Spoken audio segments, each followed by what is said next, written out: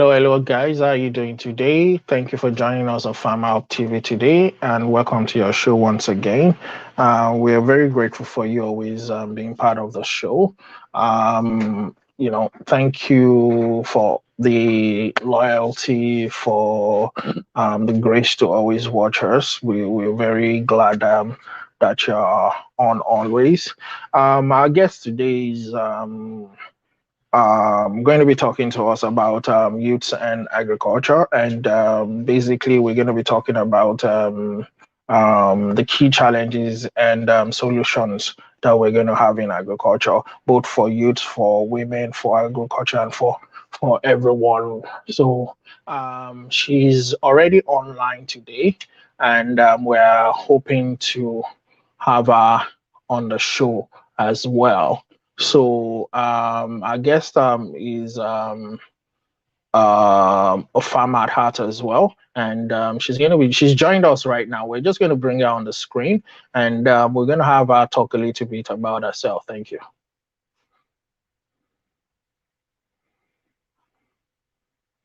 Hello. Hello. Hello. Good day. How are you doing today? Can you hear me? Yes, I can. Good day to you. Okay. Sorry, I'm not able to hear you actually. So just give me a minute. My stream is a little bit off this morning, so I'm just going to try and add you on here. So just give me a second, and I'll try and add you back on here. Okay. All right.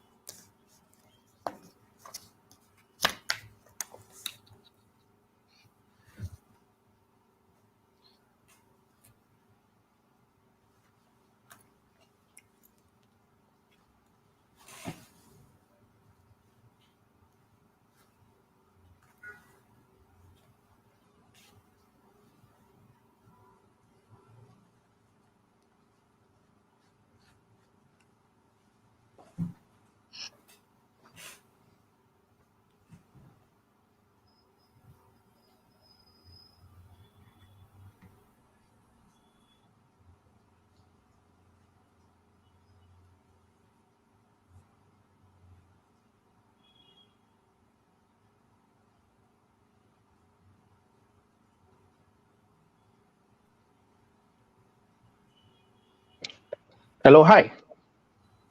Hi. Hello, Tolulope. Can you hear me now? Yes, I can. Can you hear me too? Can you hear me? Hi. Sorry about that.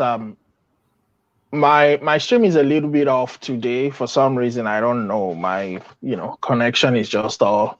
Yeah, I can hear you very well. I can.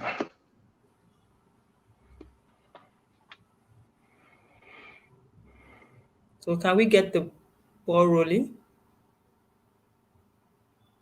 All right. Thank you for coming on the show today once again. My name is Ayo, and I'm the host of FarmerHubTV. Yes, it's rolling already.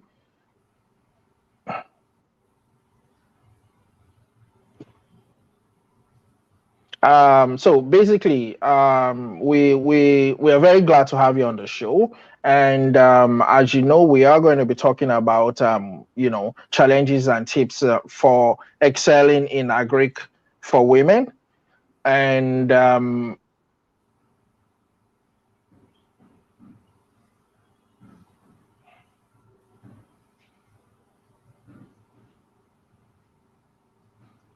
and before you go on, I would love if you could at least give us a little bit of information about who you are, what you do, and so that we can move forward. Okay, thank you very much. My name is Tolulope Aina.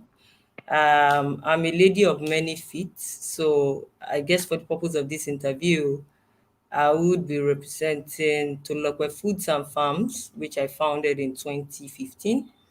It's a food nutrition company and a social enterprise that focuses on nutrition through staple food production and processing. And we, in our activities, we employ about 70% of women because we appreciate and understand the role of women in towards combating food security challenges in Nigeria, of course, Africa by and large, the world.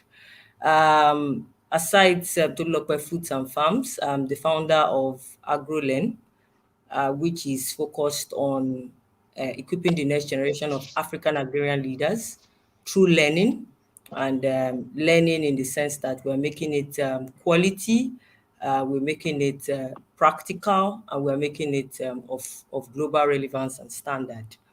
Um, by beyond these two businesses, I currently function in the role of coordinating ambassador for One Young World West and Central Africa region. I also double as the community development experts for One Better World Collective across West and Central Africa. So I have experience working with youth across on my role across 23 African countries, and also by virtue of the work that I do with other coordinating ambassadors in One Young World across Africa.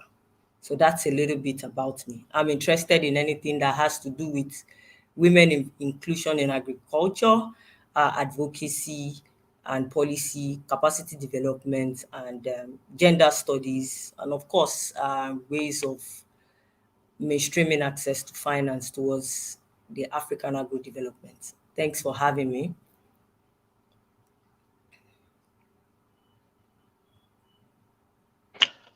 Thank you for the wonderful introduction, and that you're very welcome on the show. And like I said today, the stream might be a little bit off, but you know we're very glad to have you. No matter what, if you know if you've watched our show at any time, you always see that we go through a lot. You know, because the connection and everything, but we still get by. So. My first question to you is that women in agriculture. I know during the olden days we always have this notion that the men will stay at home, the women will go to the farm, but this is not the olden days anymore. This is it's a new generation. There's a lot going on. There's how do you go ahead in involving women in agriculture, in introducing modern technology, let them know, okay, this is how things are done presently. What are the, processes and, that you do, that you have to give them? Okay, so I think it will first of all be good for the benefit of those that will be watching this stream to give a bit of background and context towards understanding the topic before us today, which focuses on the challenges of women in agribusiness. I would like to first of all establish some facts that currently in Africa, food produced, 70% of our food produced in Africa is produced by women. However, the role of women is not reflected in terms of when you talk about GDP, for instance, because women's role is more focused around reproductive and community service work, and not the actual productive work, because it's productive work that is calculated and attributed to the GDP. And this is because it's a cultural perception. So I wouldn't like us to rule it out Mm, in the first place. This yes. is something that it has eaten deep. It has been the norm. So women's role is more of stay at home, take care of the kids, attend to the children, just really take care of your husband, cook food, and all of that. So it's normal and it's expected in the African context that the man goes to work The man is the one that fends for the family, the woman plays a supportive role. So these are foundational issues, because when we begin to talk about how to combat those challenges that impede or reduce women participation, we really need to come from the perspective of the background in the first place. So that's why I said it's always good to put in better context, because I am a field person. I'm also just coming from the farm. I just got in like barely 5 minutes before this Yeah. this interview session. So on the ground, we see a lot of Mm. things. So if you are going to drive and channel transformative change, especially as has to do with women involvement in agriculture, it's always very good to start from where are we coming from, where are we, and where can we go to. So I tried as much as possible to put some of these states very in better context. So for instance, one of the major challenges is land tenure system. In Africa, in some communities, women cannot own lands. And also in some communities, before women can even own land, a man has to sign on behalf of the woman. Yeah. And as a That's result true. of that, you have the woman has limited access to land. So probably the woman might not be able to have access to more than Mm. less than half of what a male counterpart will be able to have access to. Now, most of women's contribution to agriculture is usually unpaid. Like I said, they do it as community service. So women sometimes when they do some work, they just produce to do community, and they just give in church, in their social groups, they share it. So it doesn't really reflect in GDP, and that's a big issue. Also another major challenge for women is limited access to affordable financing. Um, the Mm. terms that operate for women, uh, it's not the same that operates for male. So in terms of before a woman can access this, a woman will have to do twice or thrice as hard as a male counterpart.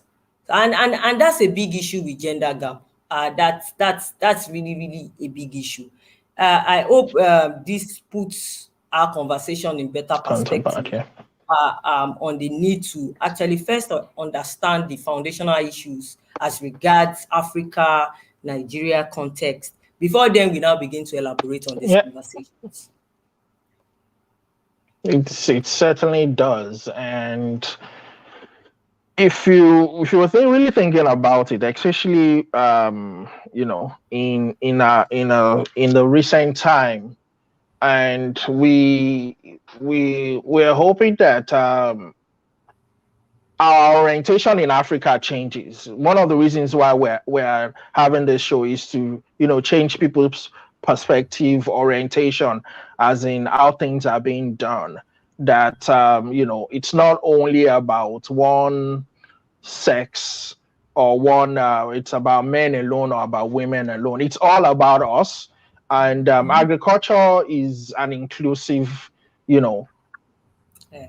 sector where everybody needs to be included. Mhm. You understand? So, and we are hoping that with someone like you, that you're trying to put effort into making people like us understand that okay, women do not they are not being given the well due respect and in this kind of field. And so I'm still going to come back to that same question. What are the things that we need to do, that we need to understand? Now we already understand how the background is. So what's our way forward?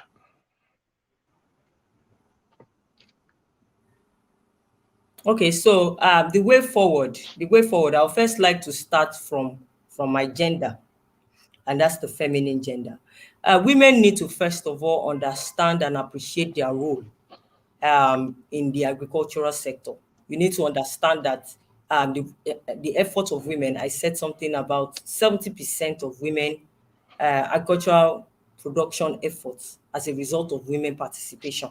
So whether it is not reflected in the GDP or not, the point is women, we need to appreciate ourselves and understand that we Yeah. are very, very relevant. Self-awareness is very key because you see the agricultural sector, when you talk about in where top decisions are being made, you see that it's heavily driven by men, and that's because it's really been a men's show. But we can only then begin to convince and make women appreciate their role first is if they even Man, yeah. understand their contribution to the sector. That's number one.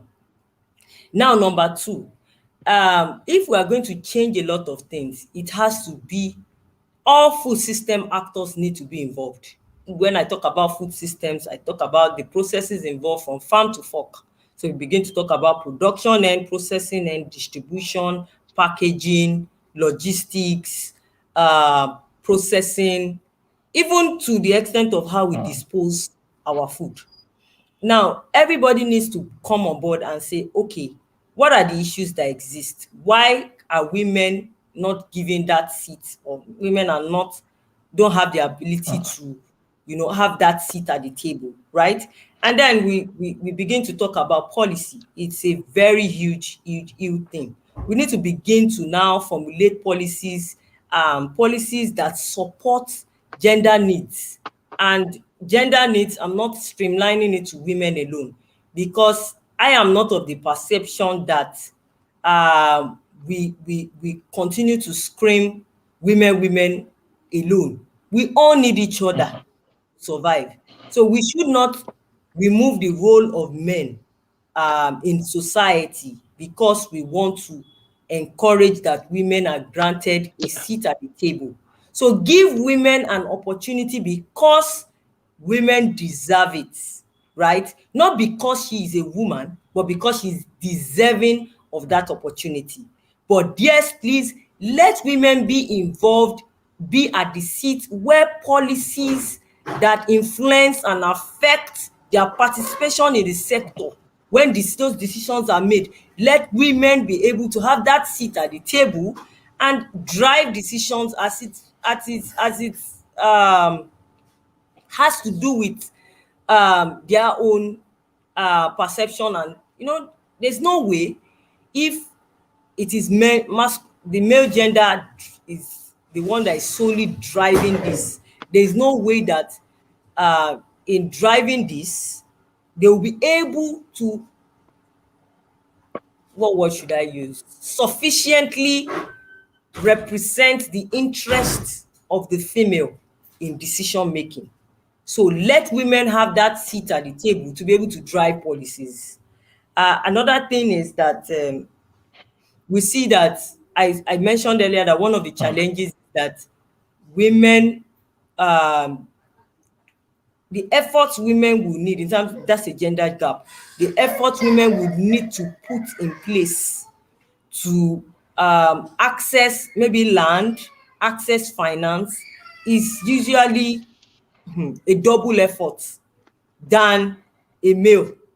So please, we need our food system actors, to private sector, public sector, to create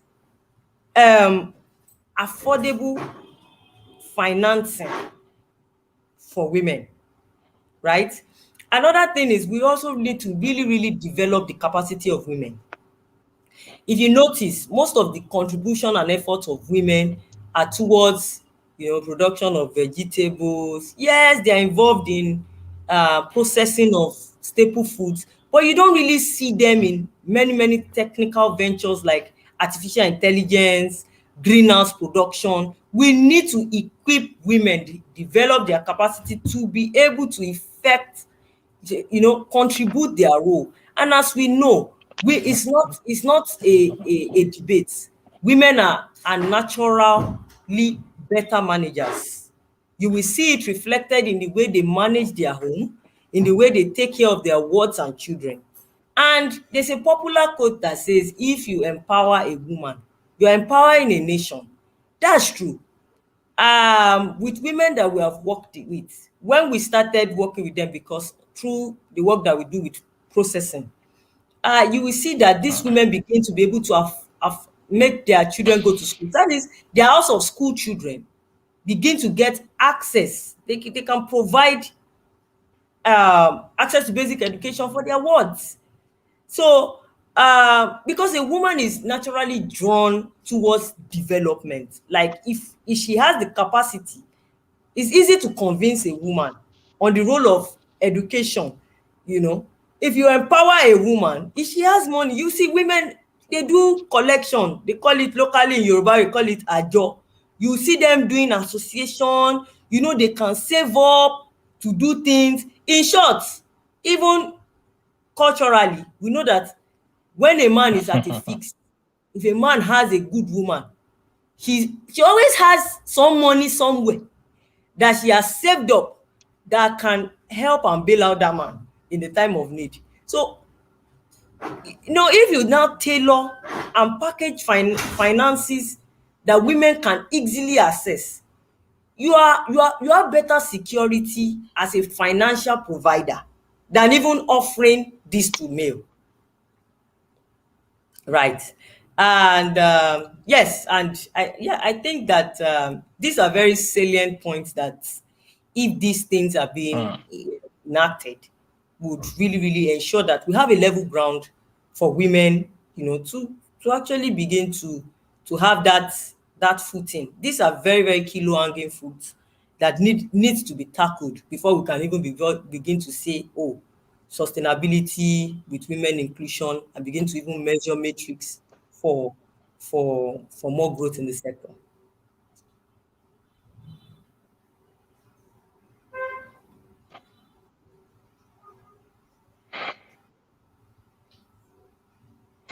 Wow, it's always wonderful talking to someone like you. One of the reasons why this show is on is because of people like you. You know, you always you don't let me talk much because you take each point before I get to it. There's a lot of question I wanted to ask, and you've just answered it without me even talking.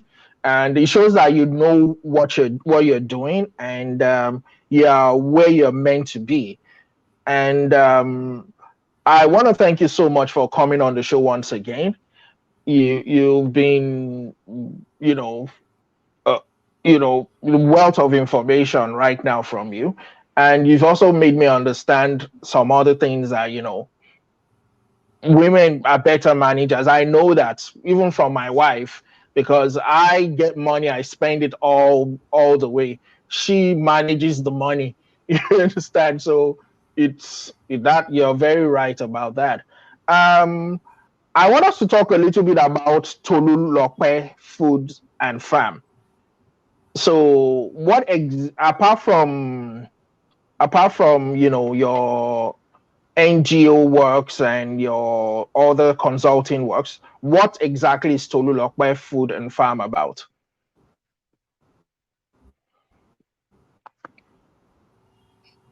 Okay, so I'll give a bit of story around Tolulope Foods. And I graduated from the University of Ibadan, where I studied agricultural economics. And during my practical year training program, I was posted to a particular farm where one of the major activities of that community is Ileogbo in Osun State, Nigeria, is cassava processing. So you see in the community place, you see a lot of processing women, you know, they do a lot of processing there because the male are involved in production of cassava. So they just add value, sometimes majorly for local consumption, but also, you know, they have people come and take from them and buy and take it and sell off in the markets. Um, One thing that made me start to look where food was during that period of my work in that community, there was a particular family that, well, most students were very fond of that particular family because that woman was very hardworking, and her husband was he drinks a lot, So he usually just messes up himself. But that woman was always working, menial jobs, ad hoc jobs. She's just everywhere. And then she had pleasant children too. So we students, they always rally around students because yes, students will also always have one or two things to give them and all of that. But one day, all of a sudden, we Mm. just got to one of the facilities and heard that one of our son, which was actually one of the favorites to everyone, that boy was very lively. He died. And in a rural environment, they attribute death to, oh, maybe superstitious. They have this superstitious belief. They have this fetish belief that, oh, some will Oh. say, maybe it's because by virtue of one thing that the husband had done that did Mm. that. They just tag it as different things. But um, I really started now. I wanted to really understand. Because I didn't get why that small boy would. And from my research, I realized that that guy died, the boy, less than 5 years old, died of malnutrition. He had those visible issues with malnutrition, challenges that you see reflected, but they didn't know. And now I saw that it was a similar trend across Wow. many children in those local environments. Now, this was because, first of all, because they are poor, whatever they produce is what they can eat. They produce staple food. They don't add um any nutritional benefit to it. Even the way they process their cassava into garri is not well processed. There's present of aflatoxin. There's a product of, sorry, I have a little bit of activity going on in the background. Sorry, not aflatoxin, that's for maize. Cyanic acid. Cyanic acid is poisonous, and you see it. No, I Have understand. I have mine as well.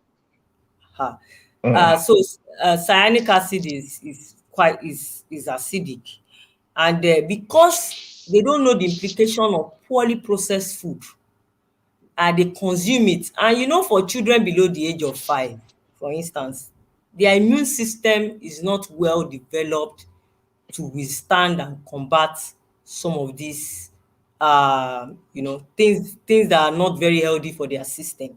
And that was why this boy died. Actually, he died basically from malnutrition. And that was what spurred my interest to start Tolulope Foods. There was access to many information here and there. Brought those information together, and I started sensitizing rural women that are involved in processing.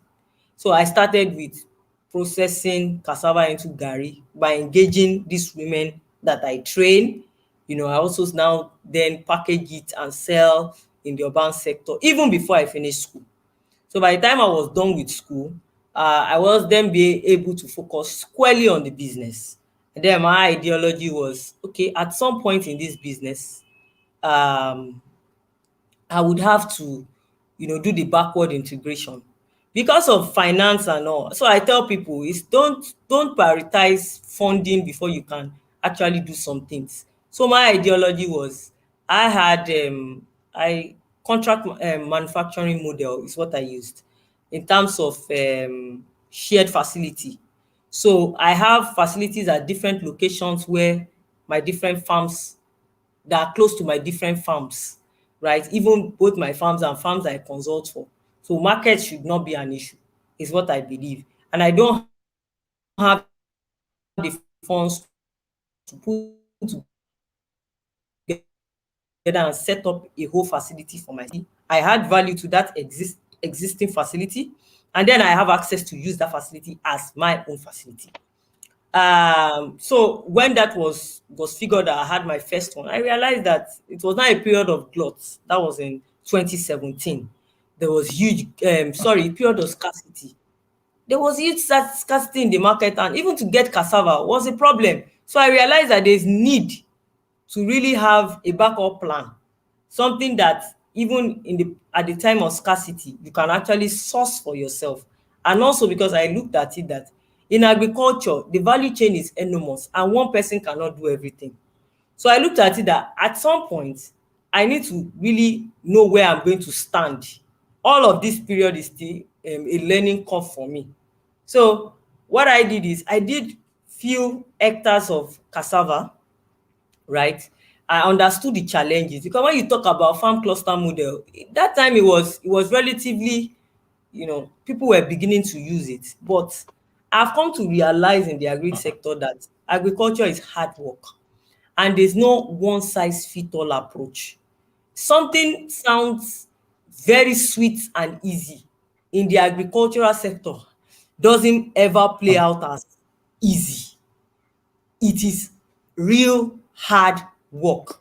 So if I am going to now be in the future having a cluster model, I need to first of all run a pilot to understand what it entails to run a pilot. And also the challenges that will come out of it is what will make me know how to build a better cluster model that will work for me, not the generic one that everybody appreciates and values. So I moved into backward integration, but because women has always been core, has always been center to the work that I do, I engage 70% of women in my activity. You see, from production even down to processing activities. And not that I don't want to engage more male, but I have that personal bias, and actually women do the work. So communities I've worked in with Ikenne, for instance, in Ogun State, Ibara Orile. Ibara Orile is a very, very dynamic community because we have a mixture of Eguns. And the Eguns, when I was talking about women's work is reproduction and community service related kind of work, that Ibara relay is a very good case study, because you will see a woman that has a baby that she backed. She has one she's breastfeeding, and she's also pregnant. And you will still see them come to the farm every day looking for work to do.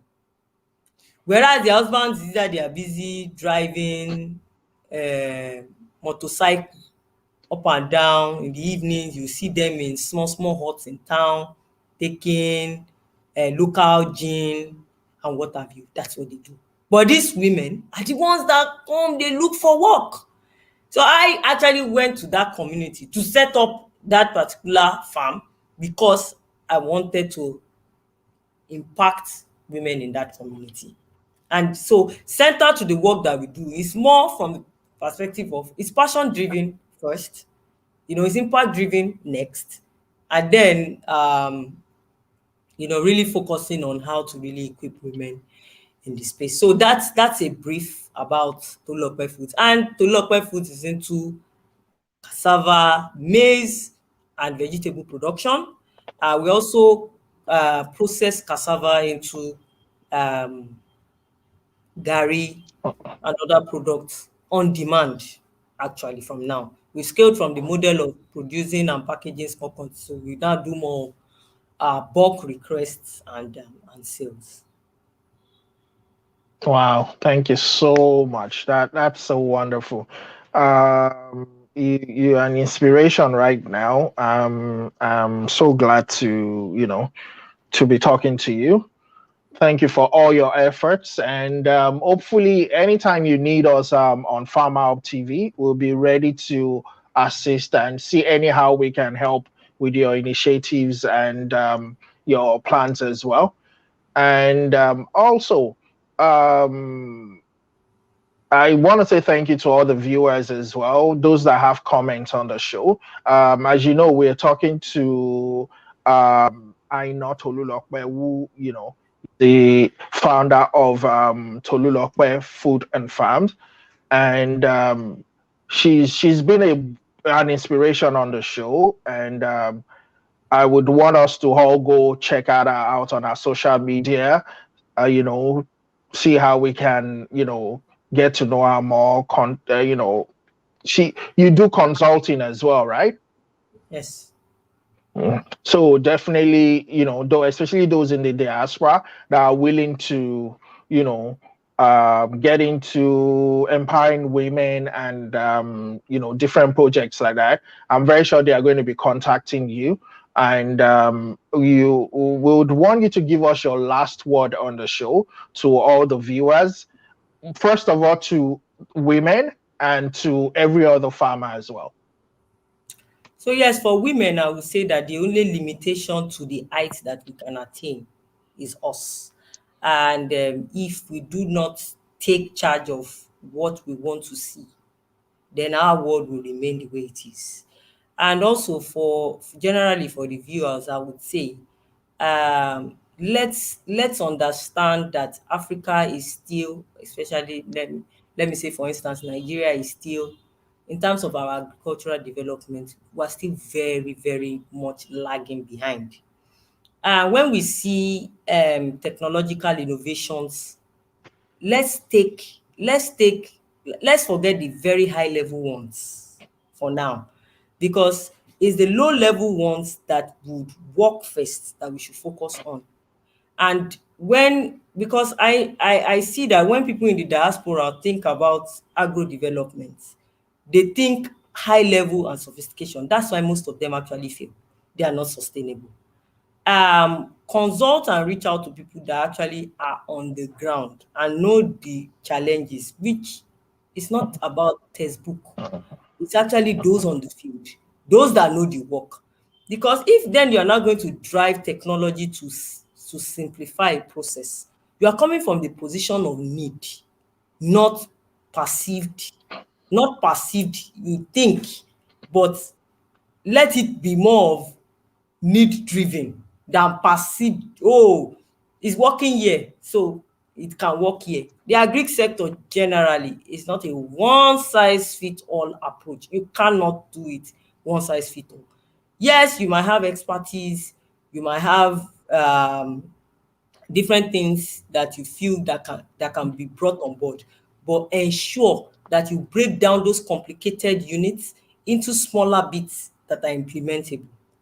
And lastly, I think I really wanted to say something. It skipped my mind now, but let me try and I think Thank you it was so one much. of the very important points Yeah, that I wanted to say. It no. was one of the very, very important points, but it's gone off me now. It's gone off me. It's gone off me. Well, it's okay. I guess Yeah, that we you. I've said a Oh lot of. wow. Okay. Well, hopefully you will remember again.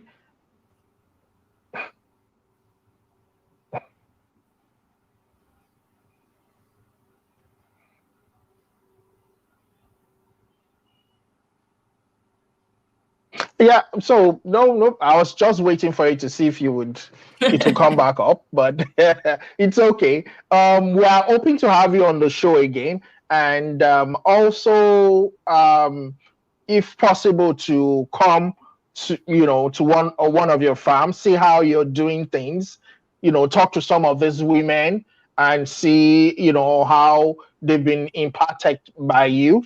So, and we hope you give us that privilege to come and do that.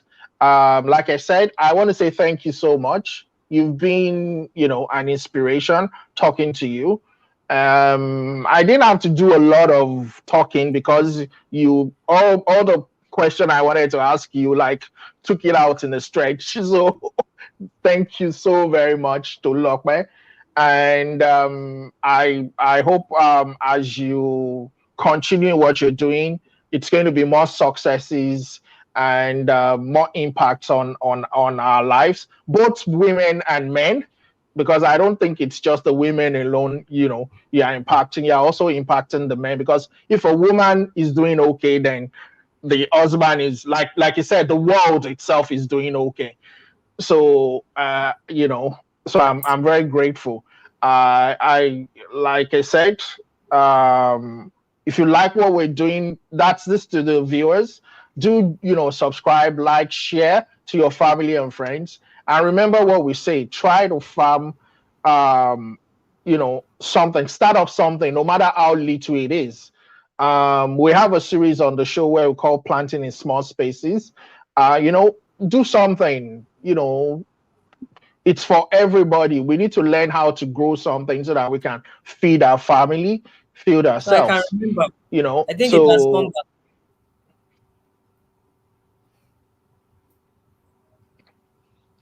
So So no problem. I yeah. So thank you so much, Tolulope. It's been wonderful talking to you.